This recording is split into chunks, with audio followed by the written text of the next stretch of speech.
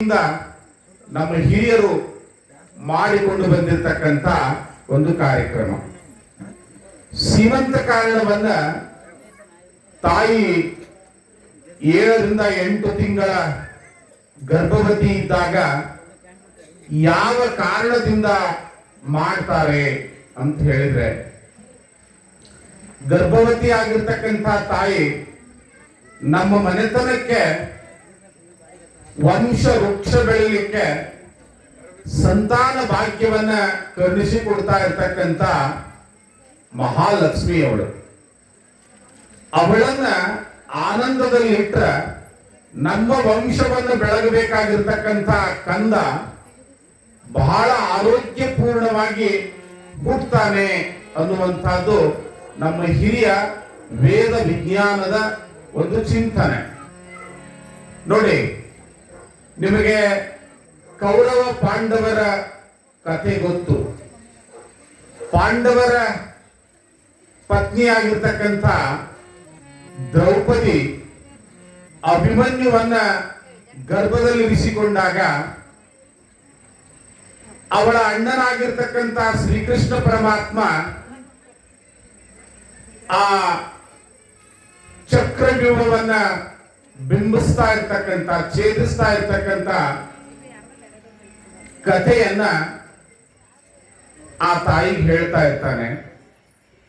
ಗರ್ಭದಲ್ಲಿರ್ತಕ್ಕಂಥ ಮಗು ಕೇಳ್ತಾ ಇರ್ತದೆ ಅನ್ನುವಂಥ ಕಥೆಯನ್ನ ನಾವು ನೀವೆಲ್ಲ ಕೇಳಿದ್ದೀವಿ.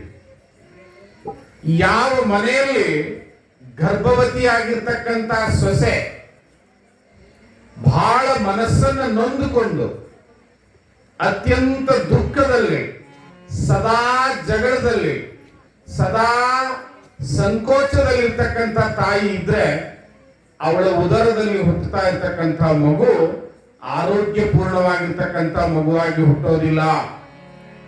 ಇದನ್ನ ಯಾವುದೇ ವಚನ ಸಾಹಿತ್ಯ ಹೇಳೋದಿಲ್ಲ, ಇದನ್ನ ಯಾವುದೇ ಆಧ್ಯಾತ್ಮಿಕ ಸಾಹಿತ್ಯ ಹೇಳೋದಿಲ್ಲ, ಇದನ್ನ ವಿಜ್ಞಾನ ಹೇಳ್ತದೆ. ಬಹಳ ಜನ ಇಲ್ಲಿ ವಿಜ್ಞಾನವನ್ನ ಅಭ್ಯಾಸ ಮಾಡಿರ್ತಕ್ಕಂಥ ವಿದ್ಯಾರ್ಥಿಗಳು ಇದ್ದಾರೆ. ಗರ್ಭದ ಮೇಲೆ ಹೊರಗಡೆ ಇರ್ತಕ್ಕಂಥ ಅನೇಕ ಸಂಗತಿಗಳು ಪರಿಣಾಮ ಬೀರ್ತವೆ. ಇದಕ್ಕೆ ತೀರ ಇತ್ತೀಚೆಗೆ ಘಟಿಸಿರ್ತಕ್ಕಂಥ ಒಂದು ಘಟನೆಯನ್ನ ತಮ್ಮೊಂದಿಗೆ ನಾನು ಹಂಚಿಕೊಳ್ತೇನೆ. ಗರ್ಭವತಿ ಆಗಿರ್ತಕ್ಕಂಥ ಅಮ್ಮ ಅಲ್ಲಿ ಮಾತಾಡ್ಬೇಡ ನೀವು, ತೀರ ಇತ್ತೀಚಿನ ಒಂದು ಘಟನೆ. ದಕ್ಷಿಣ ಆಫ್ರಿಕಾದ ಒಂದು ಮಿಲಿಟರಿ ಕ್ಯಾಂಪಸ್ ನಲ್ಲಿ ಇಬ್ರು ಮಿಲಿಟರಿ ದಂಪತಿಗಳು ಇರ್ತಾರೆ. ಇಬ್ರು ಕೂಡ ಮಿಲಿಟರಿಯಲ್ಲಿ ಬಹಳ ಹೈ ಫೋರ್ಸ್ ನಲ್ಲಿ ಕೆಲಸ ಮಾಡ್ತಾ ಇರ್ತಾರೆ. ಅವರು ದಕ್ಷಿಣ ಆಫ್ರಿಕನ್ರು. ಅವರ ಕೋಣೆಯಲ್ಲಿ, ಆ ತಾಯಿಯ ಕೋಣೆಯಲ್ಲಿ ಬೇರೆ ರಾಷ್ಟ್ರದ, ಇಂಗ್ಲೆಂಡ್ ದೇಶದ ಒಬ್ಬ ಮಹಾನ್ ಸಂತನ ಇಂಗ್ಲೆಂಡ್ದ ಕಾದಂಬರಿಗಳನ್ನು ಓದ್ತಾ ಇರ್ತಾಳೆ ಅವಳು. ಅಲ್ಲಿನ ಕೆಲವು ನಾಯಕರ ಫೋಟೋಗಳನ್ನು ಹಾಕಿರ್ತಾಳೆ. ಸಾಮಾನ್ಯವಾಗಿ ದಕ್ಷಿಣ ಆಫ್ರಿಕನ್ರು ಗುಂಗುರು ಕೂದಲ ಇರ್ತಾವೆ, ದಪ್ಪನೆ ಆಗಿರ್ತಕ್ಕಂಥ ಕಣ್ಣು, ದಪ್ಪ ಆಗಿರ್ತಕ್ಕಂಥ ತುಟಿ. ನಮ್ಮಲ್ಲಿ ಖರ್ಜುರಿಗೆ ಕಡ್ದಾಗ ತುಟಿ ಆಗಿರ್ತದಲ್ಲ, ಹಂಗಿರ್ತಾವ ಅವ್ರ ತುಟಿ. ಇಬ್ರು ಗಂಡ ಹೆಂಡತಿ ಆಫ್ರಿಕನ್ಸೇ ಆಗಿದ್ರು. ಅವರು ಮಿಲಿಟರಿಯಲ್ಲಿ ಕೆಲಸ ಮಾಡ್ತಾ ಇದ್ರು. ಅವರ ಕೋಣೆಯ ಸುತ್ತಲೂ ಹೈಯರ್ ಆಫೀಸರ್ ಇರೋದ್ರಿಂದ ಅವರಿಗೆ ಭದ್ರವಾಗಿರ್ತಕ್ಕಂಥ ರಕ್ಷಣಾ ವ್ಯವಸ್ಥೆ ಕೂಡ ಇತ್ತು. 9 ತಿಂಗಳ ನಂತರ ದಂಪತಿಗಳಿಗೆ ಒಂದು ಮಗು ಜನಿಸ್ತದೆ. ಜನಿಸಿರ್ತಕ್ಕಂಥ ಮಗು ದಕ್ಷಿಣ ಆಫ್ರಿಕಾದವರ ಹಾಗೆ ಇರೋದಿಲ್ಲ. ಹಾಗೆ ಅವಳ ಗಂಡ, ಇದು ನನ್ನ ಮಗು ಅಲ್ಲ, ಇದು DNA ಚೆಕ್ ಆಗಬೇಕು ಅಂತ ತಿಳ್ಕೊಂಡು ಕೋರ್ಟಿಗೆ ಹೋಗ್ತಾನೆ. ಈಗೆಲ್ಲ ಬಹಳ ಸಾಮಾನ್ಯ ಸಂಗತಿ ಆಗಿದೆ. ಸಂಶಯ ಪಡ್ತಾನೆ ಆತ. ಆ ತಾಯಿ ಹೇಳ್ತಾಳೆ, ನಮ್ದಿಬ್ಬರದು ಪ್ರೇಮ ವಿವಾಹ, ನನ್ನ ಜೀವನದಲ್ಲಿ ನಾ ಎಂದೂ ಇಂಗ್ಲೆಂಡ್ಗೆ ಹೋಗೇ ಇಲ್ಲ, ಆದ್ರೆ ಇಂಗ್ಲೆಂಡದ ಕಾದಂಬರಿಗಳನ್ನು ನಾನು ಓದ್ತೇನೆ. ಕೋರ್ಟಿಗೆ ಹೋಗ್ತದೆ, ಮಿಲಿಟರಿ ಕೋರ್ಟ್ ನಲ್ಲಿ ಅವ್ರದೇ ಆದ ಕೋರ್ಟ್ ವ್ಯವಸ್ಥೆ ಇರ್ತದೆ. ಆಗ ಆ ಮಿಲಿಟರಿ ಕೋರ್ಟ್ ನಲ್ಲಿ ಅವ್ರ ಟೇಬಲ್ಗೆ ಆ ಬೆಂಚ್ಗೆ ಮಹಿಳಾ ಜಡ್ಜ್ ಅನ್ನ ನೇಮಿಸ್ತಾರೆ. ಯಾಕಂದ್ರ ಒಂದು ಹೆಣ್ಣಿನ ನೋವು ಹೆಣ್ಣಿಗೆ ಗೊತ್ತಾಗ್ಬೇಕಲ್ಲ, ಗಂಡಿಗೆ ಹ್ಯಾಕ್ ಗೊತ್ತಾಗ್ತದೆ. ಆಗ ಹೆಣ್ಮಗಳು ಕೋರ್ಟ್ನ ನ್ಯಾಯವನ್ನ ಆ ಬೆಂಚ್ ನಲ್ಲಿ ಮಾಡೋದಿಲ್ಲ, ಅವ್ರ ಮನೆಯಲ್ಲೇ ಬೆಂಚ್ ಆಗಿ ನಿರ್ಮಾಣ ಮಾಡ್ತಾರೆ. ಮನೆಯನ್ನು ಅಭ್ಯಾಸ ಮಾಡ್ತಾರಕ್ಕೆ ಬೆಡ್ರೂಮಿಗೆ ಬಂದು ನೋಡಿದಾಗ ಆ ಮಗುವಿನ ಆಕಾರದ ಅನೇಕ ಫೋಟೋಗಳು ಅವರ ಬೆಡ್ರೂಮಿನ ಕೋಣೆಗಳಲ್ಲಿ ಇರ್ತಾವ. ಅವಾಗ ಅವಳು ಅದನ್ನ ಸೈಂಟಿಸ್ಟಿಗೆ ರೆಫರ್ ಮಾಡ್ತಾಳೆ, ಈ ಜೀನ್ಸ್ ಸ್ಟಡಿ ಮಾಡ್ತಕ್ಕಂಥ ವಿಜ್ಞಾನಿಗಳಿಗೆ. ಅವ್ರು ಬಂದು ಹೇಳ್ತಾರೆ, ಫೋಟೋ ಸಿಂಥೆಟಿಕ್ ಥಿಯರಿ ಅಂತ ಒಂದು ಥಿಯರಿನೇ ಡೆವಲಪ್ಮೆಂಟ್ ಆಗ್ತದೆ. ನಮ್ಮ ವಾತಾವರಣದಲ್ಲಿ ಎಂಥ ಘಟನೆಗಳಿರ್ತವೆ, ಎಂಥ ಸಂಗತಿಗಳಿರ್ತವೆ, ಅವೆಲ್ಲವೂ ಕೂಡ ಮಗುವಿನ ಮೇಲೆ ಪರಿಣಾಮ ಬೀರ್ತಾವಂತೆ. ಅದಕ್ಕಿನ್ ಮೇಲೆ ಗರ್ಭವತಿ ಆಗಿರ್ತಕ್ಕಂಥ ಹೆಣ್ಮಗಳು ಯಾರ ಮನ್ಯಾಗ ಇರ್ತಾರಲ್ಲ ಅವ್ರ ಮನ್ಯಾಗ ದಯವಿಟ್ಟು ಧಾರಾವಾಹಿಗಳನ್ನು ನೋಡ್ಬೇಡ. ದೊಡ್ಡ ಸಂತ ಬಂತೇನೆ ನಿಮ್ಗ. ಏನಿದೆ ನಿಮ್ಮ ಧಾರಾವಾಹಿಗಳಲ್ಲಿ? ನೀವು ನಗ್ತೀರಿ, ಅದ್ರ ಜೊತೆ ಬಹಳ ಗಂಭೀರವಾದ ಒಂದು ವಿಷಯವನ್ನ, ಸತ್ಯವಾದ ವಿಷಯವನ್ನ ಇವತ್ತು ನಿಮ್ಮ ಎದುರಿಗೆ ಹೇಳ್ತೇನೆ ನಾನು. ಭಾರತದಲ್ಲಿ ನಡೀತಾ ಇರ್ತಕ್ಕಂಥ ಧಾರಾವಾಹಿಗಳಿಗೆ ಬಂಡವಾಳವನ್ನು ಕೊಡೋರು ಯಾರು ಅಂದ್ರೆ ಭಾರತ ದೇಶದ ವಿರೋಧಿ ಶಕ್ತಿಗಳಾಗಿರ್ತಕ್ಕಂಥ ಚೀನಾ ಹಾಗೂ ಐರೋಪ್ಯ ರಾಷ್ಟ್ರಗಳು ಭಾರತದ ಫಿಲ್ಮ್ ಇಂಡಸ್ಟ್ರಿ ಅಲ್ಲದ ಕಿರುಚಿತ್ರ ರಂಗಕ್ಕೆ ಬಂಡವಾಳ ಹಾಕ್ತಾರೆ.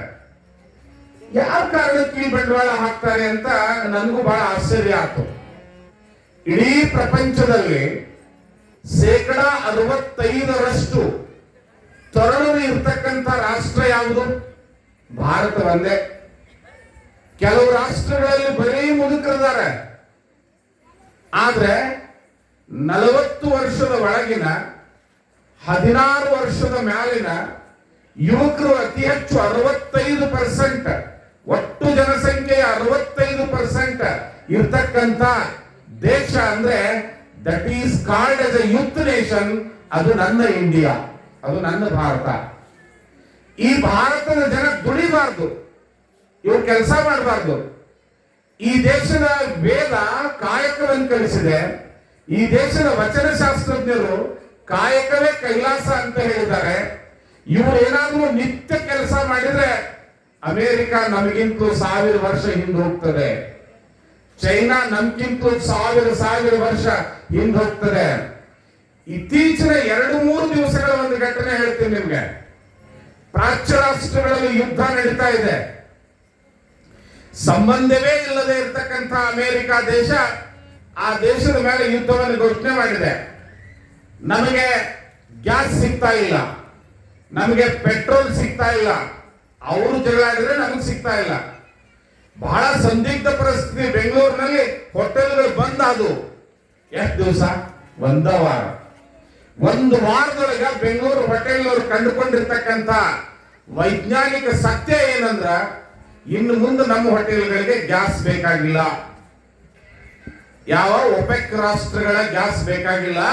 ನಮ್ಮ ಹೋಟೆಲಿನ ತ್ಯಾಜ್ಯವನ್ನ, ಲಾಜಿಂಗ್ ನಲ್ಲಿ ಇಳ್ಕೊಂಡಿರ್ತಕ್ಕಂಥ ಜನ ಬಿಡ್ತಕ್ಕಂಥ ವೇಸ್ಟ್ ಅನ್ನ, ನಾವು ಮುಸುರೆ ತಿಕ್ಕಿರ್ತಕ್ಕಂಥ ಮುಸುರೆ ವೇಸ್ಟ್ ಅನ್ನ ಇದನ್ನ ಕೊಡ್ತೀವಿ.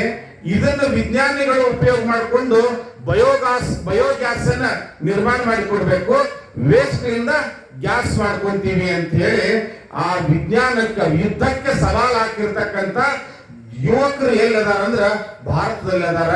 ಅದಕ್ಕೆ ನೀವು ಧಾರಾವಾಹಿ ನೋಡಿದ್ರಿ ಅಂದ್ರ ನಿಮಗೆ ಕೆಲಸ ಆಗುದಿಲ್ಲ, ನಿಮ್ಮ ಮನೆಯೊಳಗೆ ಕಾಯಕದಿಂದ ನೀವು ವಿಮುಖರಾಗ್ತೀರಿ, ಉತ್ಪಾದನೆ ಕಡಿಮೆ ಆಗ್ತದೆ, ಒಂದು ಕಾರಣ. ಇನ್ನೊಂದು, ಧಾರಾವಾಹಿಗಳ ವಿಷಯಗಳೇನದಾವ್ರಿ? ಅಕ್ಕನ ಗಂಡನ ತಂಗಿ ಲವ್ ಮಾಡೋದು, ತಂಗಿನ ಭಾವ ಓಡಿಸ್ಕೊಂಡು ಹೋಗೋದು, ಅಕ್ಕಿನ ಸಂಸಾರ ಮುರಿಯಾಕ ಈಕಿ ಪ್ರಯತ್ನ ಮಾಡೋದು, ಈಗಿನ ಸಂಸಾರ ಮುರಿಯಾಕ ಆಕಿ ಪ್ರಯತ್ನ ಮಾಡೋದು. ಇದನ್ನು ನೋಡಿ ನೋಡಿ ನೋಡಿ 27 ವರ್ಷ ಆಯ್ತು ನೀವು ಧಾರಾವಾಹಿಗಳನ್ನು ನೋಡಕ್ಕೆ. ಅದಕ್ಕಿಂತ ಮೊದಲ ಇಂಥ ಧಾರಾವಾಹಿಗಳು ಇದ್ದಿದ್ದಿಲ್ಲ. ಅವಾಗೆಲ್ಲ ಈ ಮಹಾಭಾರತ ರಾಮಾಯಣ ಬರ್ತಿದ್ದು.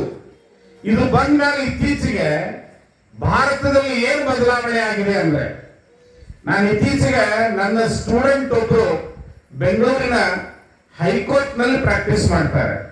ನನ್ನ ಮಗನೂ ಕೂಡ LLB ಕಲಿತಾನೆ. ಹೀಗಾಗಿ ಆ ವಕೀಲರ ಜೊತೆ ನಾನು ಫೋನ್ ನಲ್ಲಿ ಸಂಭಾಷಣೆ ಮಾಡಿದೆ. ನೀವು ಯಾವ ಬೆಂಚಿಗೆ ವರ್ಕ್ ಮಾಡ್ತೀರಿ, ನೀವು ಯಾವ ಕೇಸ್ ಕ್ರಿಮಿನಲ್ ಮಾಡ್ತೀರೋ ಸಿವಿಲ್ ಮಾಡ್ತೀರೋ ಅಂತ ಕೇಳಿದೆ. ಇಲ್ಲ ಸರ್ ಅಲ್ಲ. ಮತ್ತೆ ಎರಡೂ ಬಿಟ್ಟು ಏನ್ ಮಾಡ್ತೀರಿ? ಈಗ ಫ್ಯಾಮಿಲಿ ಕೋರ್ಟ್ ಬಹಳ ಇನ್ಕಮ್ ಪೋಸ್ಟ್ ಸರ್ ಅಂತಂದು.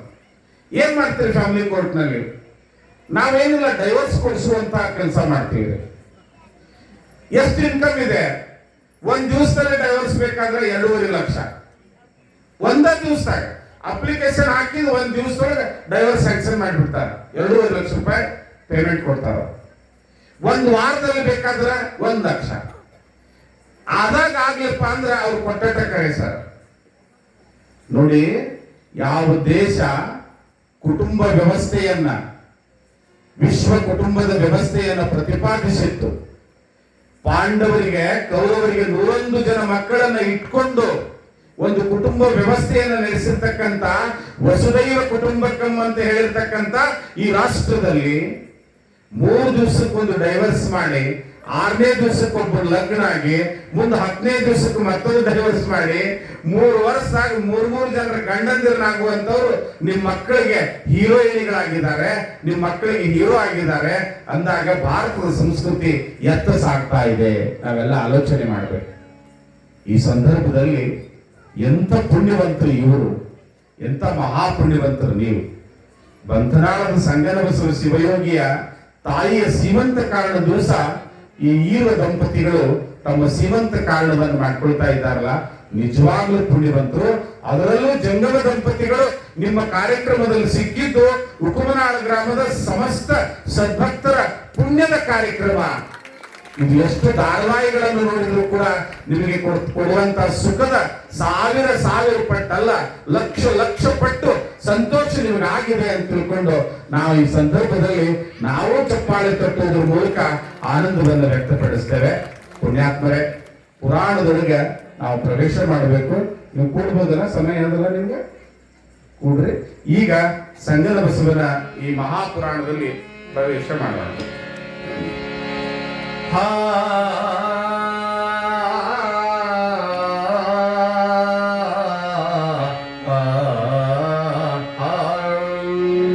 ಸಂಗಮಯ್ಯನ ಕರುಣ ಕಳೆಸತೆ ಯಂಗದೋಳ್ ಸುಮೂರ್ತಿಸುತೆ ಬಹಿರಂಗದೋಳದು ಸುಪ್ರಭಾವಿಸಿ ಪ್ರಕಟಗೊಳ್ಳುತ್ತಿದೆ. ಲಿಂಗ ಸಿರಿಯಾದಿಕ್ಕಿಸಿದ ತಾಯ್ ಕಂಗಳವು ಕಪ್ಪಾಗಿಯವು ಮೊಗರಂಗುರಂಗಾಗಿವುದು ಬಲಗೊಂಡಿವುದು ತಾಯಂಗ ಬಲಗೊಂಡಿವುದು ತಾಯಂಗ. ಸಾಂಬ ಜೈ ನಮಃ ಪಾರ್ವತಿ ಶಿವ ಹರ ಹರ ಮಹಾದೇವ.